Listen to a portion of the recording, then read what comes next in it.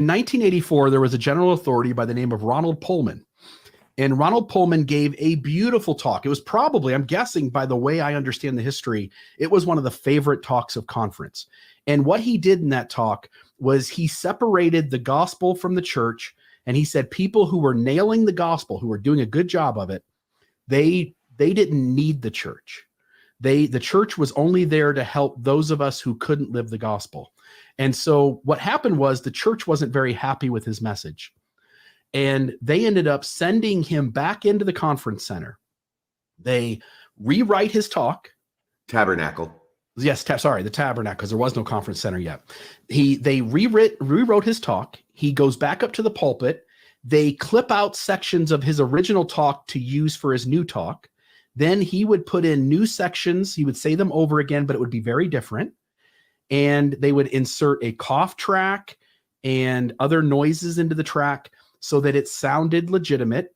And then that, when you got your VHS tape of General Conference, that was the talk you got. So if you had heard Ronald Poelman originally, and then you loved the talk and you wanted to go back to revisit it, you'd be listening to it the second go around, and you would be scratching your head and going like, this isn't how I remember it going.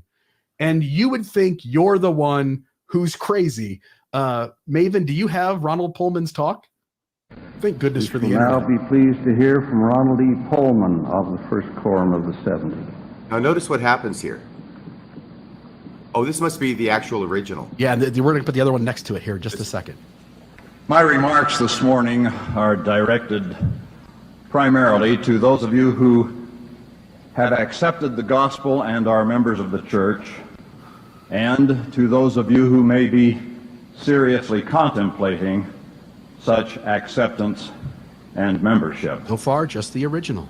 Both the gospel of Jesus Christ and the church of Jesus Christ are true and divine. However, there is a distinction between them which is significant, and it is very important that this distinction be understood. And there is an essential relationship between them that is significant and very important. Of equal importance is understanding the essential relationship between the gospel and the church.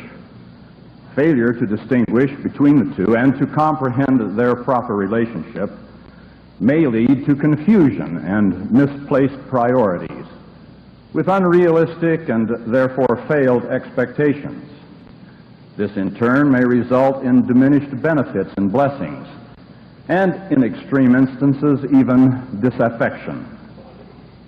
Understanding the proper relationship between the gospel and the church will prevent confusion, misplaced priorities, and failed expectations, and will lead to the realization of gospel goals through happy, fulfilling participation in the church. Such understanding will avoid possible disaffection and will result in great personal blessings.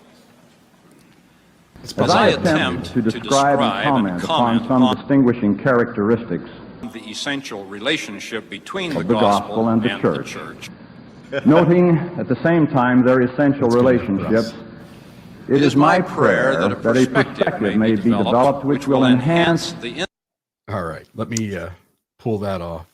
Yeah, the amazing thing here is that by making these edits, what they did was they completely changed his talk 180 degrees from his original message. This wasn't just a little problem over here where he said conference center instead of the tabernacle, right? It's not a little tiny thing. His entire message was devoted to the idea originally that the church is there as sort of a means, a vehicle for establishing the gospel in the members' lives, and that members, through devotion to the gospel, will arrive at the point of maturity that they don't need the church anymore because the church has already taught them everything that the church has to teach. It's accomplished its purpose, right? And boy, they went to DEF CON 1 in Salt Lake City over that. And so they did the edits, and now they have him saying exactly the opposite. You never outgrow the church. You're going to be in the church from, birth to earth, from sperm to worm. You are ours. You're never going to outgrow this church.